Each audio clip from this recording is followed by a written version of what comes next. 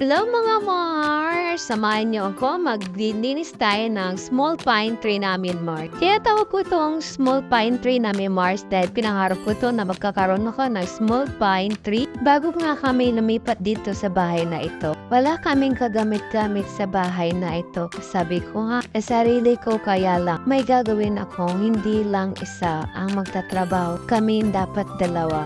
Kaya nagsipag ako at makahanap ng trabaho, Mars. Kaya eto, nabibili namin ang mga gusto namin. Kaya eto, meron akong small pine tree. Nabili ko talaga ito kasi gawa na lagayan ng mga grocery. Kaya dito ko nilalagay pag ako nag-grocery. At eto na nga, pinupunasan ko lang mga iba dito. At saka yung iba, tinanggal ko na rin yung mga expired na. Habang nagbi-video ako dito, meron bata di ka makulit.